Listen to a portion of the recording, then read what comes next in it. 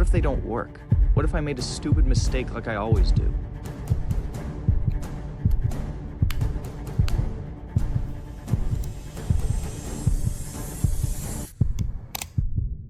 Let's go! Alright, let's build and let's ship. Turns out I still had a bit to go before let's build and let's ship. Spoiler alert, about 4 days ago, I shipped out my first batch of my TMJ pens. I'm usually not a big sharer of emotions, but dude, it's actually an insane feeling seeing those labels get printed out and then going assembly line worker mode on your own product. It's weird because obviously it's a huge milestone, but it didn't feel like something to celebrate. The pressure didn't get lifted because I'm going full time with this. There's no going back. All those Alex Hermosi videos I watched have to get put to use now, or else I become a broke loser. 327 days ago, I committed to making this happen. To give a quick recap, I deal with something called TMJ disorders. Basically, my jaw locks closed and I get these muscle spasms all over my jaw muscles. But I've been in the community long enough to know that other people have it way worse. Well, the craziest thing to me was that there were 0 products to solve any of the daily problems we deal with. And TMJ disorders are not uncommon, like 5 to 12% of the population has them. For me, it's the muscle spasms. Doctors say that heat and massage are good ways to release them, but the only products out there that you can heat your jaw muscles with are heating pads, which you can't put any pressure through to massage. I just wanted a portable little heating massager thing that I could whip out whenever the pain got bad.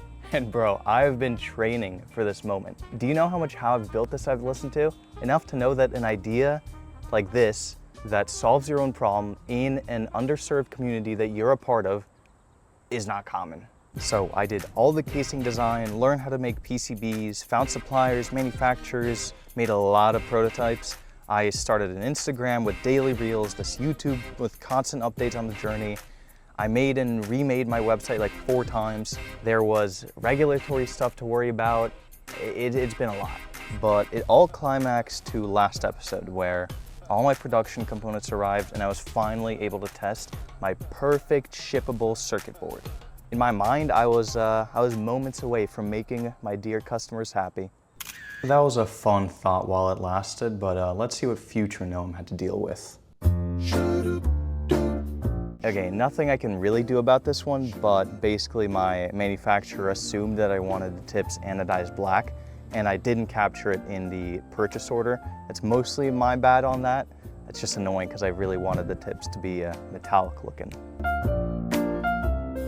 This one seriously pissed me off. So I have a vibration motor in my TMJ pen, and the stupid supplier would not send me pictures of the connector. And I knew this was kind of sus, but you know, they did have good reviews and they did send me pictures of the correct motor, and I needed them shipped to me ASAP. So I ordered them, and now I'm stuck ordering a bunch of connectors off Amazon and hand soldering 100 motors.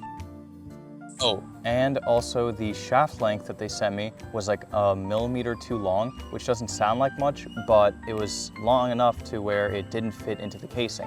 And I had already printed a bunch of casings in preparation for assembly. And yeah, tossing those is kind of a waste.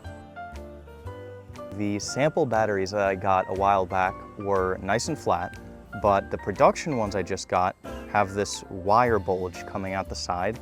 So those didn't fit in the case and I had to redesign it. Last episode we redesigned our buttons, but I couldn't do it without supports. When I printed one of them, it worked out fine, but for some reason when I printed a bunch of the casing caps, the supports were completely stuck. I had to trash them. All the reprinting of cases made me run out of brown filament, obviously, and I thought, you know, I'll just reorder some. Well, I go on Amazon and they're out of stock for weeks. I don't know why.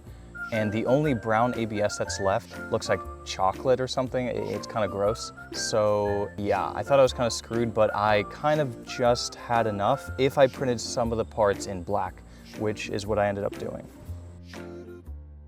Okay, so because of that, I had to print a bunch of black casing caps, but for some reason, the indicator light didn't shine through those, even though I'm pretty sure I've tested it before. Anyways, maybe I made the slot a little too thick this time. But yeah, so for those units, I had to cut out the slot and then fill it in with a clear hot glue so the indicator light could actually shine through. Boys, this was a stupid one.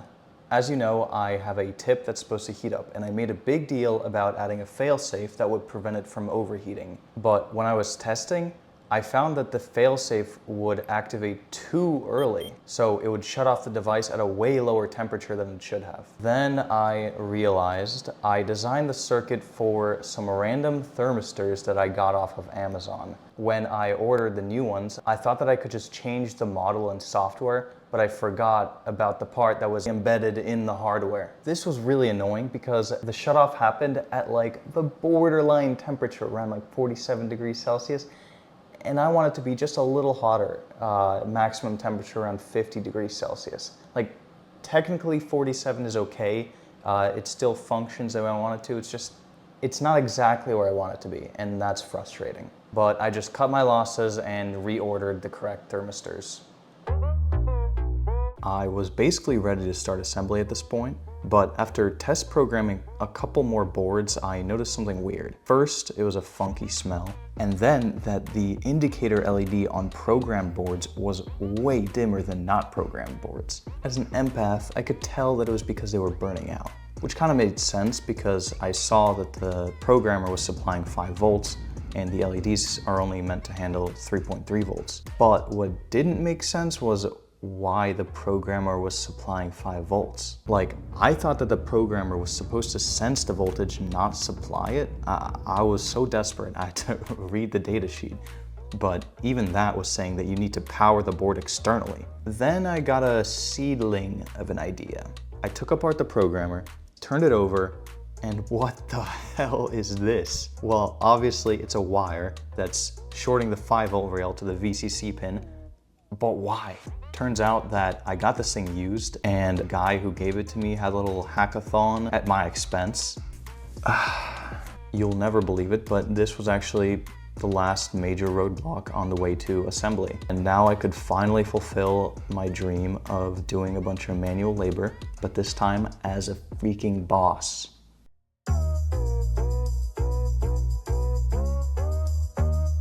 I tired out quick though, so I decided to only assemble 18 units, just enough to ship. But I'm thinking about all the cool automations we can design later in this series. We're gonna cook up some fire fixtures, yo. But for now, are you seeing this? Look where we were only 8 months ago, and now I'm getting some Kit Kats and writing handwritten cards to bribe my customers into writing me reviews. And look, I don't have 1 million views yet or $1 million, but right now I'm just thinking the thing that the big dogs always say in hindsight. This is the point where everyone else quits. When people say consistency and volume isn't easy, this is what they mean. Anyway, let's pray that the reactions to my TMJ pen are good. See ya.